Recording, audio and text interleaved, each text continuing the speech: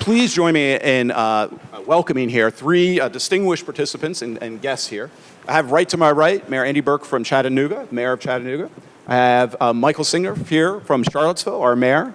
And last but not least, we have Dr. Anne-Marie Slaughter, who is the founder and president of New America, and is also University Emeriti professor from Princeton University. You look way too young to be an Emeriti professor, so. That's what my father says. Okay, good. There. So. And hometown girl. Hometown Charlotte. So Mayor Berke, I want to start with you. You come from a city that in some ways is like the Trenton story in that it had an industrialized past and kind of had seen better days. But unlike Trenton, had kind of turned things around and become now kind of a vibrant tech hub. Can you tell us a little bit about what you've done to help create that transition? Right, so first of all, thank you very much. It's a real honor to be here. And if Dr. Slaughter disagrees with me at all, she was once my professor and literally graded my papers. So she's definitely right and I'm definitely wrong on anything. So Chattanooga is the place that I grew up in. And in 1969, Walter Cronkite called us the dirtiest city in America. When I graduated from high school, we were literally a place that was dying, hollowing out from the inside. And when I left and went to college, I thought I'd never go back.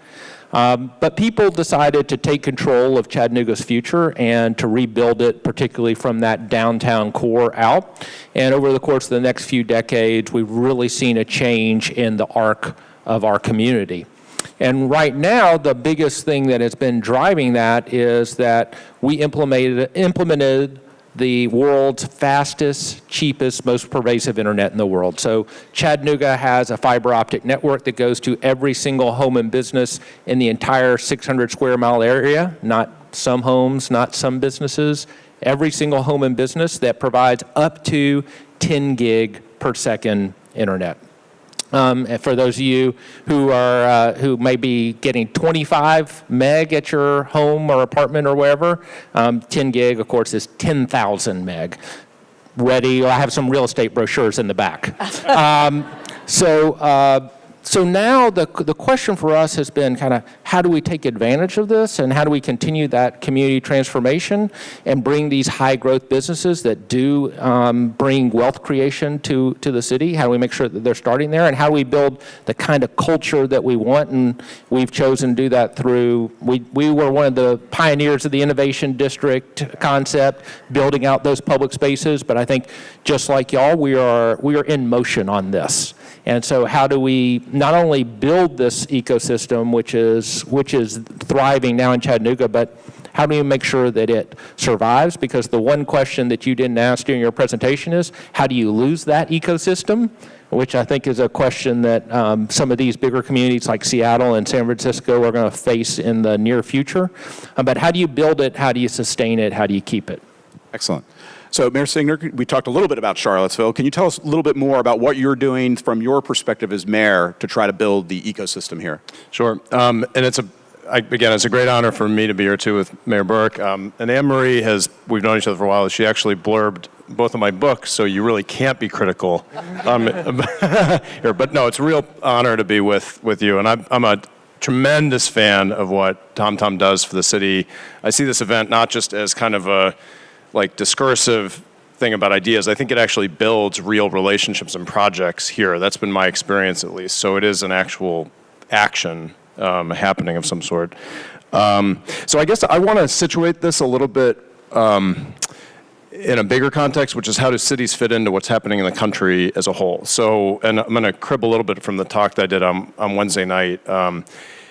We are faced right now with waves of disruptive change that are sweeping across the country and across cities. And you could go through several. The ones that I was working through, technology, driverless cars, cancer fighting technology, bots, drones. These are forces that, whether we like it or not, are going to come through us like a wave. Demographics, we're going to become a majority-minority country. In places like Charlottesville, you have refugees who are coming to our city through the International Rescue Committee. These are products of intent and policy. and change. In culture, you have gay marriage was illegal a couple of years ago. You have arts and entertainment models that are changing radically. Economics, the gig economy is a wave of change that's coming through. So when I look at the country and you look at cities, a lot of change scares a lot of people. And you've seen people reacting to the change in different ways. What we've seen in Washington and with, I will say it, with Donald Trump and with a lot of the forces that he has been speaking to is fear and a rejection of the change. So if you talk about three forks in the road that we face, our spirit, our hearts, and our minds. Our spirit, are we going to react to these disruptions with optimism or pessimism? So if I'm pessimistic about the change that's coming, I'm going to reject the changes and I'm going to default to old established models from the past. On our hearts, you can react to change by closing your hearts, or you can open them and you can embrace everything that's coming at you and then some. And then on our minds, I mean, this is really the critical thing for policy thinkers and for policymakers, which is, do we react to the waves with creativity and with innovation, or do we reject them and do we default to same old thinking and static models and that way of thinking? Everything we've been seeing, and like what brought Donald Trump to office, was those three forks in the road: pessimism, closed-mindedness, and a lack of creativity. And there was politics in that. There was real riches in them there. Waters for somebody who was playing to fear about change. But I think what you're seeing in the cities you're talking about, and definitely in Charlottesville, is a radically different model that is based on optimism, and it's based on open-mindedness, and it's based on creativity. So if I'm thinking about more broadly what's the vision and what are the ideas and what's the intent underlying, the thing that's amazing when you look at all the different factors that are going into a success in a place like Charlottesville, even if it's a private sector actor or the University of Virginia or somebody who moves to town, the choices they're going to make about the project they're going to undertake are going to reflect the norms and the values of the city where they've chosen to be. This is highly intentional, even if we're not aware of it. And cities do have different characters. I was in Austin earlier this week and had a meeting with the mayor of Austin. Very similar to Charlottesville in a lot of ways, very different, 20 times our size, but also very intentional, and they are creating the city they want to create. And whether it's private, civic, governmental actors, and in Charlottesville, that's the city we're creating is casting its lot very strongly with the optimistic, creative, and open-minded approach. And I could go through a whole lot of policy things we've done. We renewed and expanded our technology tax credit this year, for instance, from 5 to 7 years, where you get 50% of your business license tax back if you're a technology business. We did a tax cut for businesses that gross between $50,000 and $100,000 a year. 450 businesses got a benefit of this because we care about that seedbed, this creative underpinning of the bigger economy that we have. And those are policymakers. I'm doing a project with the University of Virginia right now about driverless cars, where we've tried to figure out a couple of key applications where we can work together and drive forward some partnership on autonomous vehicles in a way that helps. And one of the two things we're thinking about right now are optical surgery patients using these, and transportation equity people who drive, 2 or 3 jobs, they don't have a car. How do they get from where they're going to go, and how does this new technology help them? So we're trying to make our choices consistent with our values. So I think that helps explain why we are where we are. Thank you. Dr. Slaughter, in your recent book, you coined the phrase webcraft. Can you explain that concept and help us understand if there's any connections to the topic at hand here about entrepreneurial ecosystems in cities? Thanks. I have to start just by saying New America is a think tank, but also trying to build what we call a narrative and a network of national renewal. And based on the insight that in small cities like this one across the country is renewing itself. That for all the dysfunction, and we have a lot of dysfunction, actually there's all sorts of great stuff happening, which I've seen as I travel the country giving speeches. And I just have to say it's extraordinary to see it happening right here in my hometown. I've been writing about it, we're trying to build it, and yet Charlottesville is one of the best examples I've seen. So the book I just published is about the strategic design of networks. So it's it's a cliche that we are in a constantly connected world, and the pace we just become ever more connected. My arguments are we're not strategic about whom we're connecting and how. And indeed, many of our problems come from people who aren't connected or who are misconnected. They're connected in the wrong ways. They can't take advantage of what they need to be able to do. And I'm writing about foreign policy and terrorist networks and global networks of not NGOs and business. But webcraft is the art of strategically connecting specific people in a way that will get you a specific result. So to be very concrete about it, an innovation network. Right? There's been a lot of work on innovation networks in business schools, and there's an innovation paradigm that says if you really want innovation in a business, you need a balance between internal creativity and external input. And you design your network, so if you're Procter & Gamble, just as a great example, you get about half your new ideas outside Procter & Gamble, not your own research and development, but through something called incentive or crowdsourcing innovation. But you can't do it all that way, because then you hollow out exactly what you need in terms of people who know your business and who are themselves getting new insights. So you design a network that's about half outside, half inside. Another example would be resilience. Right? So you talked about losing the entrepreneurial ecosystem. If you look at studies of cities like Allentown, Pennsylvania, and Youngstown, Ohio, they're identical cities in the sense of big steel, Rust Belt cities. When steel went under, Youngstown went under too. Allentown has reinvented itself in terms of tech startups, exactly the kind of thing we want to see. What differentiated the two? In Allentown, the networks crossed different sectors. So the head of the steel mill was on the board of the Boy Scouts. So he knew the union folks, he knew the education folks, he knew some of the older businesses. So if you talk about resilience networks, what is critical is to make sure it isn't just Silicon Valley, and that you actually are connected to places like this high school, right? The people who reimagined this high school, that's a big part of reinventing a city as much as something like tech. So Webcraft is really thinking about what's that balance? What's that balance between outside and inside? What's that balance between sort of the making sure you don't get just all one sector? And I would also argue, to your specific point, and I live right near Trenton and I think about this a lot, what is the balance between different income levels? Because this notion of becoming Silicon Valley, that's all looking at the top, and ultimately that will destroy the character of a community. So what's that balance too?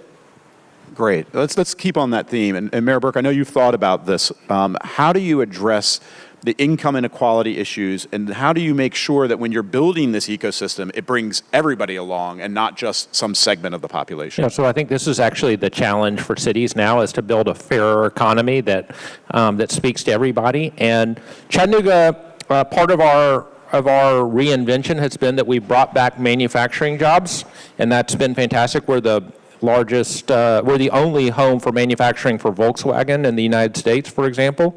But I've also seen, as I recruit businesses, that we're still talking about $16, $17, $18 an hour jobs. And as we know, as the city prices go up, we still see the income inequality, even as we see growing manufacturing in places like Chattanooga. I would also just say that, we're having a demographic shift in our country where wealth wants to go into the cities. They want to be closer and closer to the downtown.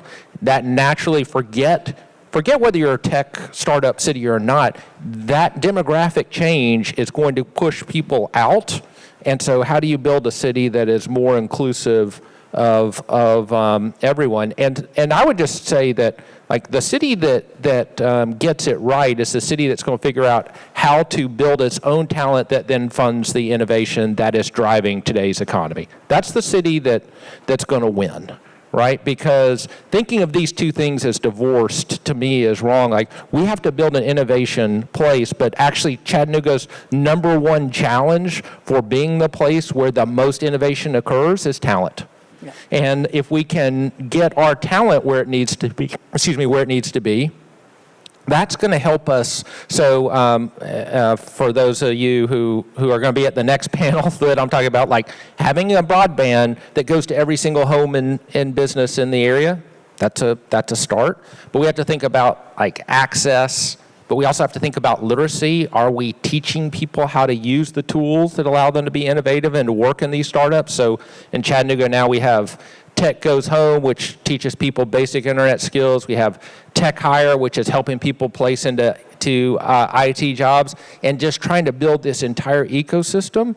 But I think the innovation question and the equity question are inextricably tied up together, and we should never talk about one without talking about the other. And I think that if you want to just talk about equity, that's fine, but you better have a city that's raising its wages. And those are going to be jobs that are high income jobs. That's going to drive a lot of rising wages. If you want to have rising wages, you better be thinking about how you invest in your talent. Mayor Singer? I think this is the question for cities like Charlottesville, which are in demand, is how do we not become the victim of our success? So we're facing supply and demand problems that a lot of cities around the country would dream to have when they're so hot and people are flooding in. Our population has increased 12% in the last 6 years. People want to be here. They want to have businesses here. They want to work here. Our commercial assessments went up 30% last year, which was a problem, again, that a lot of cities would kill to have. But the question is, how do you address it in a way that makes you not eat your seed corn or doesn't hurt the core strength of your city? So I see two offshoots of the problem. One is equity, which Mayor Berke just talked about, and the other one is authenticity. The equity thing I just see as a fundamental moral question that comes from anybody in government, which it's like John Rawls, are we helping the least well off before we help the most well off? Do we use the great abundance and the bounty that we're getting? What does our budget look like? A budget is a moral document. What are the priorities? What do we have for this revenue that we have coming in and for the bounty of our success? So in Charlottesville, you know, I mean, it's if anybody's watched our city council meetings, I mean, it's not, we have a lot of opinions about a lot of things and a lot of voices, and we want to accomplish a lot. We're a very proactive city. But if you look at what we did with this bounty in this last year, we pretty dramatically increased public safety salaries to redress the imbalance we had with Albemarle County. We put $2 million more in the schools. We funded a whole number of nonprofits who are our partners, including Community Investment Collaborative, which does seed investments in little companies that are getting started. We have a downtown job center, which we created another position for to help people get jobs. So I mean, my biggest thing in my State of the City address, first one I decided not to do a laundry list of ideas. I said, let's just double our contribution to the Affordable Housing Fund, which to me was it crystallized the moral question we face about how do we use the bounty in a way that will help people the most who need it. So we're trying very hard, and it's a challenge that every successful city is facing right now because gentrification and basic supply and demand problems, everything becomes more expensive when they're rarer, like parking, traffic. So the authenticity part, I think, is different, but I also think that it's related. Thought leaders, policymakers, one of their biggest value adds is to weigh in and impact the decision when it can either hurt the authenticity of this city or help it. So I meet with a lot of developers, people who are involved in development projects. If they need something from the city, if they want me to vote or support, you know, there's a lot of things that they want, and I'll say, how is this going to enhance or hurt the character of Charlottesville, the historic character of Charlottesville? And if you look at the values of this region, history is the number one thing that people associate with Charlottesville Albemarle. And especially in Charlottesville, I think that it's really a concern. And we've seen some horrible projects come in that really have had no bearing on our character at all, and that really have damaged the authenticity of Charlottesville. Then we've seen some really good ones come in, and that's just real estate. I think if you're looking at the way we conduct ourselves, the projects we have in public, art, the way we talk about ourselves, what we teach in our schools, in all those areas, if we're intentional about it and really thinking about the danger of becoming corporate. I mean, I grew up in Arlington, and I don't want us to be like Arlington. Arlington, it is like a totally different place from what it was. Very successful, but almost unrecognizable to somebody who spent his whole, through when I was 18 years old there. And I'm worried about that for us. So I think keeping Charlottesville is the touchstone that I have been talking about the whole time I've been a mayor. So I want to pick up on Mayor Berke's point about talent. And indeed, on Wednesday, I was in Washington at a conference sponsored by the Lumina Foundation asking members they have 70 cities who want to be talent hubs. And Jamie Marasotis, who's the head of Lumina, wrote a book called America Needs Talent, and he developed this idea of cities as talent hubs. And particularly in an economy that is changing so rapidly. So even if we think we know what the jobs are in this 5 years, we don't know what they are below that. You have to cultivate the talent to be able to adapt to whatever is coming. So your talent base is absolutely critical. To me, here again, this is this mix between inside and outside. Because if you attract too much from outside, you will ignore your homegrown talent. This is the problem we have at the national level with immigration, where immigration is great, but at some point, if you have too much immigration, people stop developing local talent. They either take people who will do jobs for less, or they simply take really hungry people who've come from outside rather than investing in developing your local talent. So this balance, again, between, yes, you want a constant sort of cycling through of interested, innovative people who want to come into your community, but you have to limit that at the point at which that starts to drive out in terms of gentrification, but also in terms of recognizing, wait a minute, what about the folks we have right here who need that extra help, who need that extra education, but every place has a distribution of talent. All human beings have an equal distribution of talent. You simply have to build it up. So I love this idea, but again, it really does require thinking about at what point do you stop trying to attract and start trying to lift up. So staying on that theme, when we think about talent, and especially the two cities we have represented here are urban centers within larger rural regions. Yep. And how do you think about talent within the narrow defines of our city versus the broader region? And I would think in like the Charlottesville case, we're thinking of not just Albemarle County, but the surrounding counties around Albemarle as well. I think you're trying to build a city, again, as intentionally as you can, where talent wants to be in that city for what it is. So in Virginia, in the system of government we have day jobs. So my day job is as general counsel at Willow Tree Apps, which is a cutting-edge mobile an app development company here. And it's interesting when I watch and HR is it's growing very fast. It's got almost 200 employees, and it is homegrown. It intentionally is here, although we have an office also in Durham. What has gone into Willow Tree wanting to be on the downtown mall, which we are, and the recruitment and the conversation that happens with these programmers and developers and quality assurance people who want to work here, it's interesting. So when I put on my hat as mayor and I step out of the office and I think about what gets them here, it's a 30-year history of public investment in creating the downtown mall. And it's like everything I'm saying right now has been said by in Charlottesville, a lot of mayors have had only 2-year terms, so we have like 13 of them hanging around. If you throw a rock, you're going to hit a former mayor in the city. So, and a lot of former mayors have made a lot of choices. Like we spent $8 or $9 million to re-brick the downtown mall several years ago.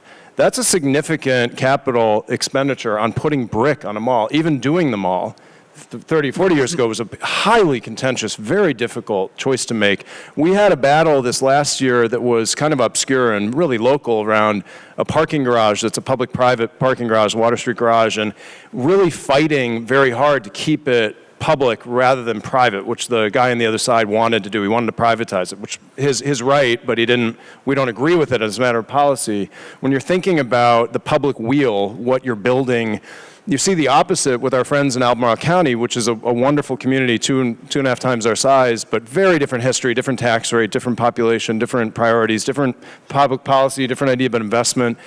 You know, they have these emptying out shopping malls right now because the online retail revolution, a lot of other things. It's very difficult for them to decide right now based on their priorities as a public entity. How are they going to intentionally build what will be the attractor toward the talent? Whereas for us in Charlottesville, it's quite easy. We also have, I think, one of the #1 investments in parks and recreation in the state of Virginia. We spend almost $10 million a year, I believe, on our parks. We have fabulous parks. All those things nest within one another, the services and the attractions, and they're very intentional. They're not me. It would be radical for me to try to change them, which just means I'm standing on the shoulders of prior policymakers who came up with what puts Charlottesville so high in all those graphs you showed. I suspect there would be similar stories, although each, very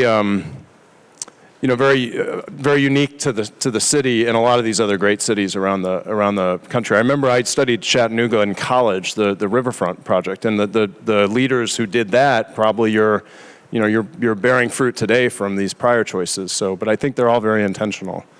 Yeah, no, so I think as mayor, whether you're trying to keep talent or attract talent from the outside or be regional, whatever it is, your best economic development strategy is to have a really great place to live, right? That's the best economic development strategy for a mayor.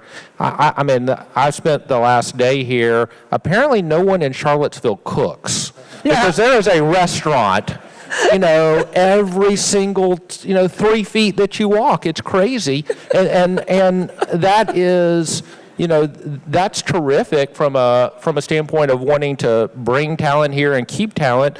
In Chattanooga, our food scene is growing. We've been, over the last 2 years, for example, we've made a big investment in music. Yep. Because we think that's another thing that's going to bring talent to the area and keep people there. And so I think that's like figuring out what makes your city cool and interesting. One thing that we know is that these high growth companies are going to more likely be started by young people. That's the nature of the statistics. And you got to keep your talent there. You got to bring people there. The hardest part, I think, is development of talent, and we have to figure that out. But none of that's going to matter if you don't have the city that people want to live in. And I think, again, going back to the question of these other cities, are they going to be able to keep their talent? Because the attraction to Charlottesville and Chattanooga and other places, the people who are working in our innovation district, I say, why are you here? And they're like, man, I was living in Redwood City, and I was driving forever, and I got priced out, and I couldn't, you hear that story. Yep. And that's why people come to places like Charlottesville and Chattanooga, and we can't be the smaller version of that story. Yep. So this comes back to webcraft, right? So you think about a Charlottesville and an Albemarle County and a Louisa and Greene County, even beyond, and there are 3 basic models of network. There's a star network, which would be Charlottesville's the place everybody wants to be, and everything else is sort of connected, but on the periphery. Or there is a completely distributed network. Think about like a hammock or a fishing net, a mesh, where there is no one center. There are just lots of different nodes. Well, you're not going to do that because you've got a city. Or there's a pod network. So you have multiple centers, and some of them are bigger than others. But as you develop Chattanooga or Charlottesville, you are thinking equally, well, what does Madison look like? What does Orange look like? What do these other satellite communities look like? You will be better off if they are stronger. And so thinking, and that's again, those are different network forms, but which one you create will be critical to sort of overall development. And so go ahead there, and then I did want to say something about schools, because it's amazing we have not yet talked about schools. And when you look at Trenton, and I live in Princeton, so I know, people move into Trenton, they buy those houses, so you can buy an incredible house for $10,000. The minute they have kids, they move out. So, just a quick aside, as I mentioned, I grew up in Morrisville, Pennsylvania, exactly for that reason. Exactly. My parents, my dad, born and raised in Trenton, lived there, moved out when he had kids. Yep. I think this is a really fascinating, profound way to think about another side of something we have here, which is the literature on civil society in other countries, what makes a democracy work? If you hatch some democracy and you put in the checks and balances, but they don't have the society underneath it. In Charlottesville, you've got 700 nonprofits, or at least that's the figure that we use. And in the Charlottesville Albemarle area, I have believed, without a ton of evidence, other than maybe this is a better theory to explain it, that there's a connection between that and between the entrepreneurial culture, the creative economy, and then this bigger, I'm telling you, it's not easy when you're on city council to get the full blast force of people's opinions about how to keep Charlottesville, which I do on a daily basis. But people really care about this area, and you see those values in the tiny nonprofit, and you see it in a startup like Foodio, which is 3 or 4 guys who are delivering food, and you see it in Apex, Clean Energy, and they're all, I think that you're right. I think the fact that most of those people also sit on 2 or 3 boards, and they're heavily involved in some kind of civic activity that's about this area, it is not coincidental. I think there's that may be a better way of, I need to read the book clearly, so. Happy to send it to you.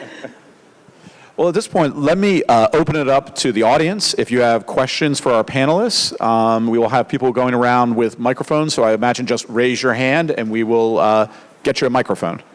The schools. Schools, you're right. Sorry. Maybe that will be our first question. Tell us more about the schools. Right. So this is, I think so many, this is the classic vicious circle, given the way we fund schools in this country. So you get to the point you want better schools, but to have better schools, you need a higher tax base. To attract those people, you need better schools. So how do you break that? And I'd love to hear other views. The way I think about that, again, is if you really want talent cultivation from within as well as bringing in, then that is critical. Then you have to be investing in those schools.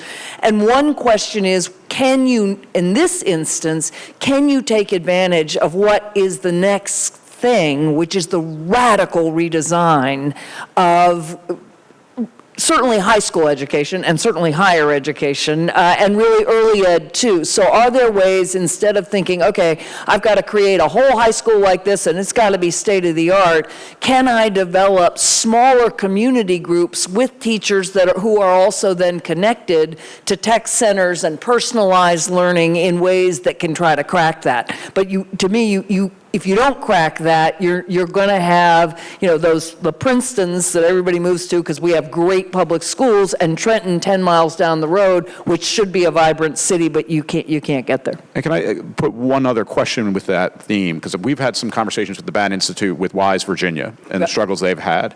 And one of the big challenges they have is that when they are successful and they have successful students come through their educational system, they leave.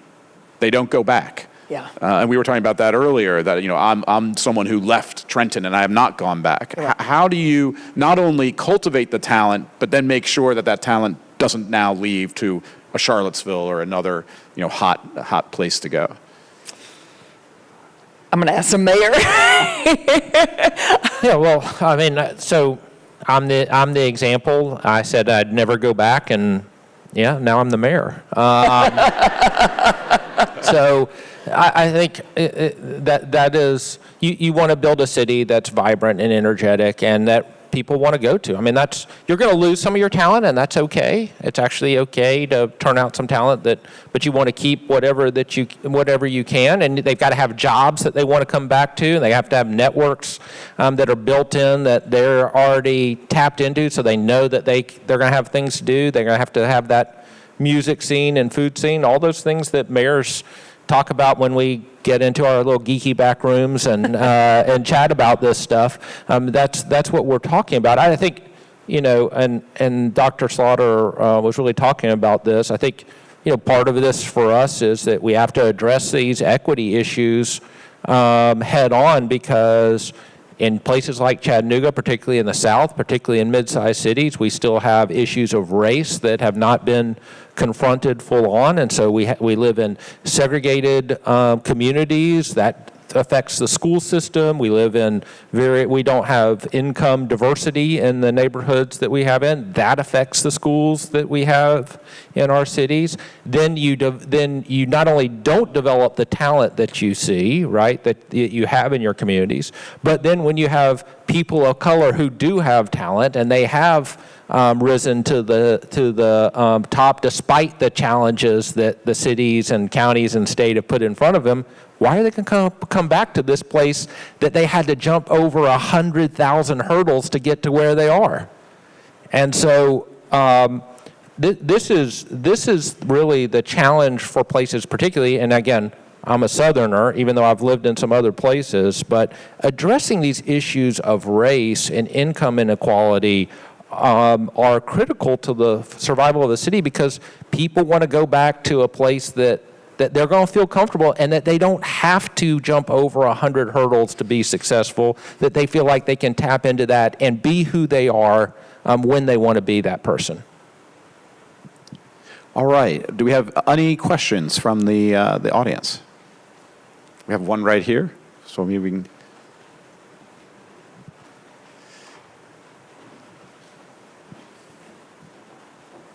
This is for Mayor Berke. I'm from the city of Lancaster, and we are about to launch a broadband network. And I'd love to hear some advice for getting started and mistakes to avoid.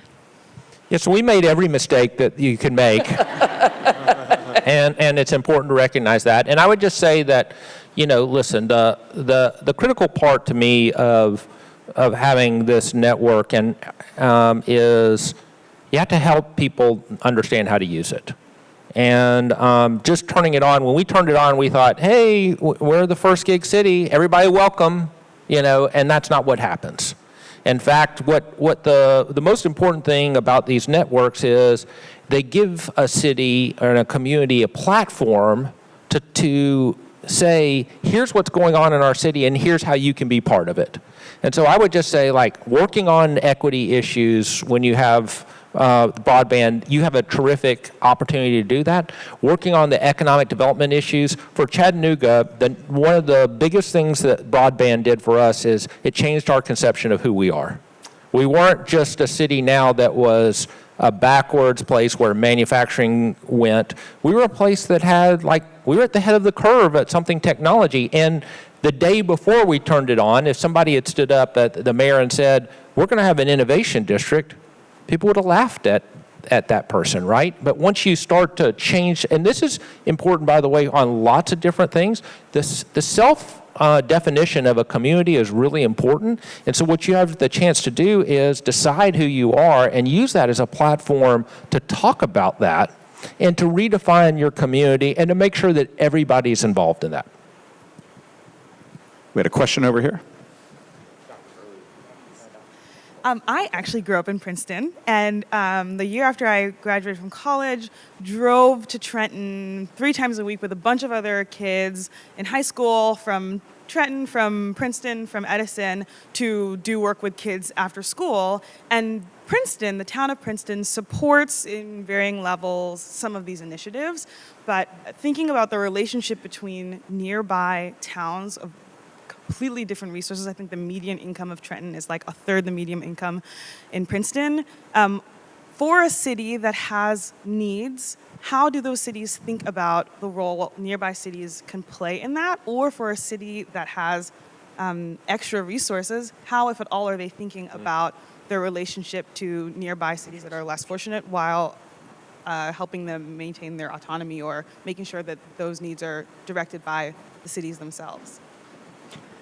I mean, I thought about this a lot when I was at Princeton. Princeton would be much better off if Trenton were the city Trenton could be. It would be better for attracting faculty. It would be better for students. It would just be better off. It's 11 miles away, as we know.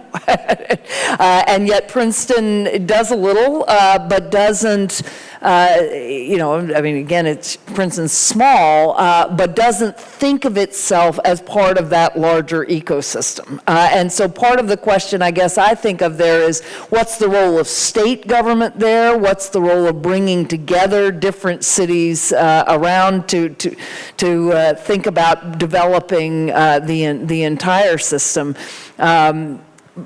But this again just goes back to the schools question that I was thinking about. Partly, how do you bring back a cohort of people? Because it can't be the individuals. It's got to be a cohort of people who think, wait a minute, we've got the ingredients here. We've got the real estate. We've got the location. We've got the train station, which I spend a huge amount of time in, between New York and Philadelphia, and enough of us together could create a school or a district, and how do you do that? And maybe one way, you get surrounding cities that agree, that try to encourage their citizens to go back. One thing that comes to mind, I spent 6 years down in the Research Triangle, and Durham is a fascinating story over the last 5-6 years or so, maybe more, really the last decade or so. And so while the Research Triangle story is a longer gestating story, Durham itself and downtown has really exploded in growth and development in the last few years. And I think it was in part because the surrounding successful communities realized that having this not successful city in the middle of it wasn't a good idea. And so there has been now investment in growth and transformation. This is a topic close to home right here because we have a long-standing relationship with Albemarle County, which surrounds us like a donut. And in Virginia, you have separate cities and counties, which a lot of people in other states don't understand. I think we're the only one who has them. So it's a particularly interesting question for us here because you have a history of challenges and conflict about a lot of things. The things where like a reservoir was the source of a lot of conflict for many years. We have a conflict right now about whether we're going to allow mountain biking in a natural area that we have that we own, but that's in Albemarle County. Stuff like that happens and has happened. But it gets into the bigger question about how do we want to cooperate going forward. One of the things that's happened with the county of Albemarle County is counties used to be all Republican, almost all of them around the country, but for lots of reasons, it's now all Democrats of the 6 members. So there's a lot more ideological similarity and friendliness between the two governing bodies. We just, one of the first things we did coming into my term was we agreed on 4 memorandums of understanding with them, agreeing to cooperate for the first time in many, ever on the natural environment, on transportation and transit, on 2 different areas of education, on pre-K and career and vocational education, and in redevelopment and housing. So we actually directed our staffs to find areas for cooperation.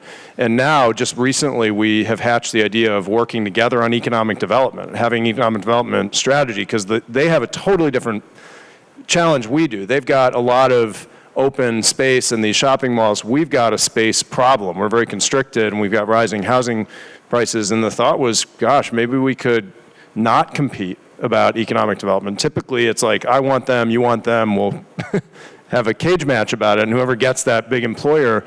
But it's a very appealing idea now that some other elements are in place to not have it be zero-sum and actually try and cooperate, and I think that's going to come from a strategy and from relationships, so we're just getting started. Has that extended at all to the surrounding counties beyond that? I mean, the number of people that I've observed who are now commuting into Charlottesville from Greene County, from Waynesboro, from Buckingham is increasing on a daily basis, and that impacts the quality of life of the region. Well, we have something called the Thomas Jefferson Planning District Commission, which represents, I think, 9 different counties and cities in this area, and that's a formal entity. That's set up under the state, whatever the state regime is.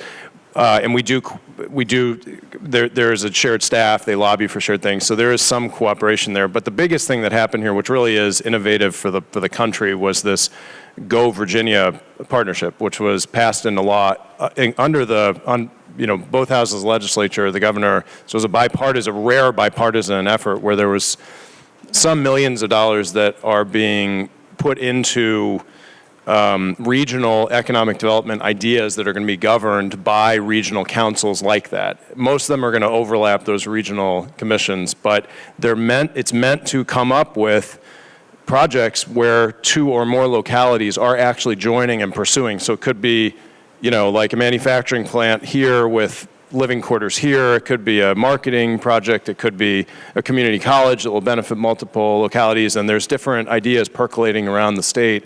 And that just got started with there was a business council for higher education in Virginia, and they were the ones who kind of percolated this over a couple of years. And Governor McAuliffe got it done, and the Republican leadership got it done in the legislature. And it's really exciting, although it's very new. So I would just say one of the great examples of how you do some of that actually was Mayor Hickenlooper, now Governor Hickenlooper in Denver, very famously pulled together people from all around the Denver region and helped them come up with some strategies and work towards some common goals. I think there's a lot to be learned in the lessons that he's talked about. But so one of the first things I did was I just started a regional mayor's council, which is how he started that. And that is, there's, believe it or not, 36 mayors in the region. That's county and city mayors, all in the entire region that surrounds Chattanooga. Chattanooga's the center of the metro. So everything in our metro, and I just invite them in. And shockingly, of those 36, most of whom are part-time, there's probably only a few who are full-time. I would say that we have 25 people come to those meetings on a regular basis, and you establish those relationships and talk about those things that, when the moment comes, you just have a little bit better relationship to figure these questions out. Great. Further questions? Hello. Yeah, you talked about the local. I was wondering about the state, just because I think in Lafayette, Louisiana, they had an internet that they created. It ended up in court, because I think people in the state tried to take it apart. I was wondering if you had to fight for internet in Chattanooga, in terms of legally and other issues where state government might have been opposed to your. Right. So one of the great things about doing municipal broadband is that you get to hire a whole lot of lawyers, and they make a lot of money, and that's a really nice employment act for the area. I advise to keep it local. We've been in nonstop litigation since we began. The most recent battle that we had was that we at the FCC, actually the same day that net neutrality was decided upon by the FCC also decided that we could overrule, or that they would overrule and preempt state decisions about our network area. So what we wanted to do, going back to your question, is we wanted to actually expand our network to the neighboring areas because we thought that would help not only them, but it would help us, again, growing the entire region, and the state has stopped us. So the FCC ruled that we could. We went and my old law professor, we lost. We weren't able to do this. We lost in the Sixth Circuit, which stopped us from doing this. We were sued from the very beginning, to try to stop us from doing the network. So this is, and I will just say, one part of it is to stop us, and the second part is to stop the other cities who want to do it, knowing that they're going to have to hire all the lawyers. So this is the consequence of really not having a national broadband policy that would say, here's how we're going to do it. Deb Sosha, who's somewhere in the audience back here, is working on that. We're one of the founding members of Next Century Cities about how we do this. But mayors love to go to conferences and talk about how we're the tip of the spear and everything that's happening is happening in cities, and all that's true. I just tell you, it'd be nice also to have some national policies on these things, because then we wouldn't have to be the tip of the spear, and you wouldn't see it in Charlottesville, but not in other places. That's right. New Americans has an entire wing, the Open Technology Institute, that fights very, very hard for things like net neutrality and a national broadband policy. And this is an important piece that we were talking about in the green room, that critical to educate voters of the extent to which the ability to act in cities is constrained or enabled by national policy. So in North Carolina, you've had a couple of efforts to do this and been struck down by the state legislature. It's outrageous that we cannot provide public broadband. And for one thing, other countries are just leaving us in the dust, as they are with trains and many other parts of infrastructure, because of course they have a national policy, and ultimately you're going to be able to do business much more effectively there than here. But this is a matter of, national, of internet provider or service provider companies, broadband providers, fighting the desire to do it publicly. And it's going to get a lot worse right now before it gets better, because a lot of the progress that was made in the Obama administration FCC, which was by no means perfect, is going to get undone at the FCC level. So I would just say on this issue, going back to this, is that the central issue for all this is whether broadband is the highway or a luxury. Yeah. And if you believe that it's a luxury, then the market is going to take care of it, and that's what's happening today. If you believe that it's the highway, that it's the way that goods and services get transported to each and every person, that it's the way that people have high quality of life, that it determines things like even where people live and how they conduct themselves, then there's a reason that it's a public good and that government needs to start taking care of this. And Chattanooga, we've made our choice. I'd also just add on, this is a great question that gets into a deeper issue, which is the constraints that local governments face in state law according to Dillons Rule, which is a rule that has different applications in every state around the country, but it basically means the extent to which you're allowed as a city to have home rule. Virginia is a very extremely, we're on the farthest end of the Dillons Rule spectrum, so it means that a circuit judge, will strike down virtually anything. If somebody has standing, if they sue us and we weren't authorized to do whatever it is expressly by the sovereign in Richmond, this goes back to British ideas, they'll strike it down. So it's this really labyrinthine sort of path that we have to go through to pass things a lot of time. Is a very progressive city and also a very innovative one. So people talk about carbon or minimum wages or, when it was an issue about whether you could extend city benefits to same-sex partners of city employees, that got struck down. So for us to be progressive, it's very interesting and challenging. How do we accomplish that in a state that has such a tight grip on localities? And we end up doing it in a lot of ways. But I think that when you think about actual policy making, you have to think about the actual facts and abilities of the entities involved. And that's a major one for a city like Charlottesville in Virginia. Other questions in the back? Was that the 1 minute, or do we still have time? 1 minute, all right. So last question, anyone? So I run an organization called the Urban Manufacturing Alliance, and so much of the framing of the conversation, even before we went into the panel, was on the industrial heritage of these cities. One of the things we talk about often is on how manufacturing is this pathway to the middle class, but we really have to question that as it evolves. And so I'm wondering, as you've all referenced innovation districts or innovation-oriented projects nationally, what you think about linkages between production and innovation and how equity is really confronted in that mix.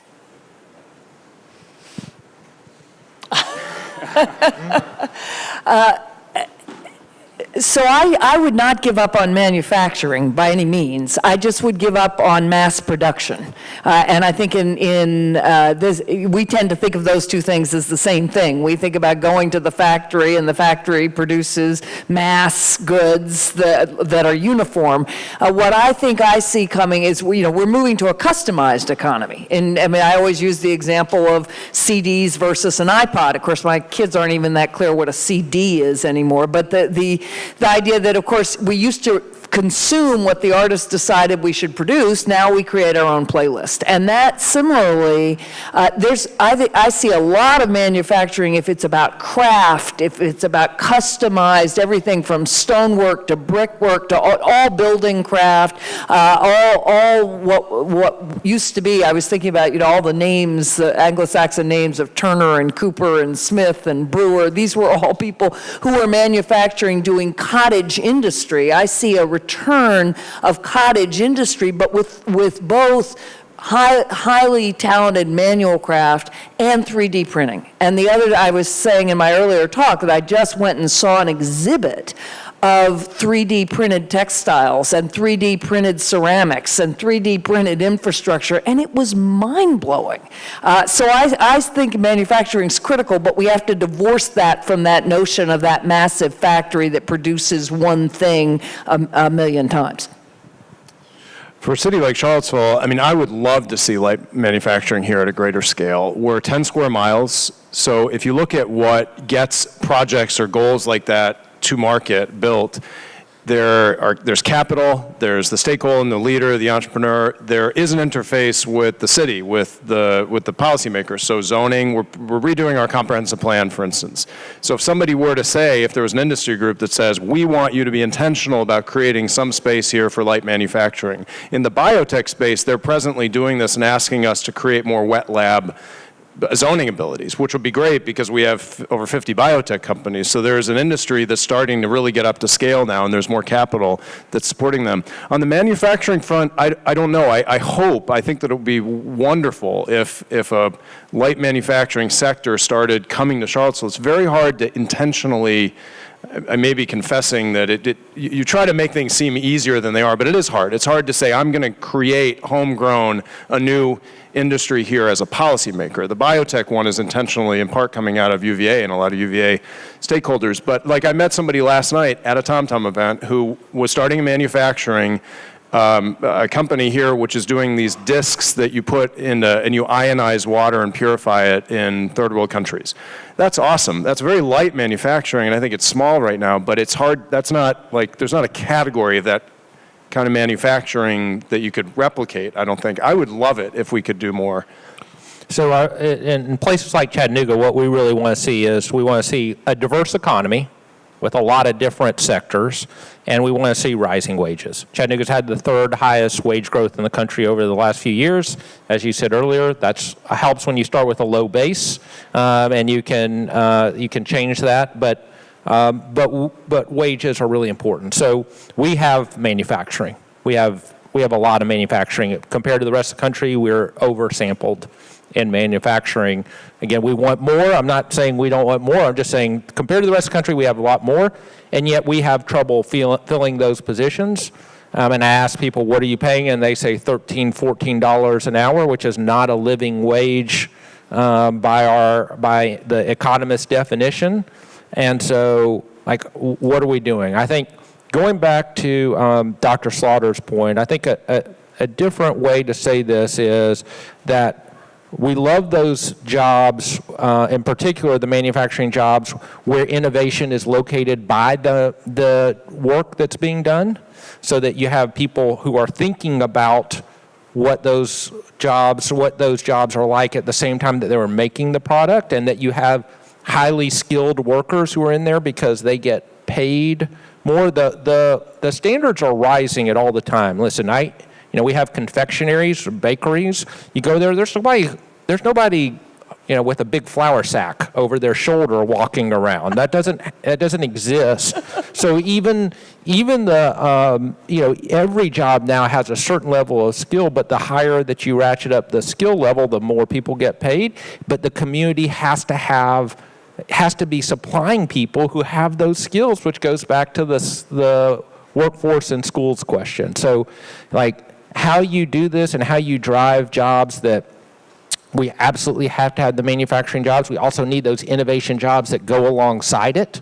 And then we have to be skilling up our people so that we're driving up wages, and that again, you don't see that inequality where we have people who are downtown sitting in our innovation district with their headphones on, sitting down at a computer, doing things, and then there are people out in the real world who are actually making something.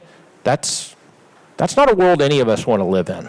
And so pulling that all together is, to me, one of the central challenges that we face as a country. Well, we are running out of time, but I thought I'd give each of you one last chance for words of wisdom, but you're restricted to 20 seconds. 20-second words of wisdom here. Want to think about it for a second? Are you ready to go? You go. We need to build innovative cities with diverse economies that have residents who have an incredible skill set to go supply them. The nitty-gritty, I think, of building these cities is real unsexy fundamentals like your tax base, your political leadership, the values that they're employing, the relationships, the alliances they have. What goes into a good decision or a good policy is, this is when I talk to other mayors, a lot of time you go back to those fundamentals about the economy and your political leadership. And when you have those synced up, you can really do amazing things. So E.M. Forster said, only connect. And I would leave you with the idea that so often, as you see in this room, in these cities, connecting what you already have unlocks extraordinary talent, extraordinary innovation. You've done it through broadband. You said we connected our city and look what can happen. That's the digital example of human networks. So connecting and figuring out whom to connect and how to connect is half the battle. I can think of no better way to end our panel. Please join me in thanking our panelists today.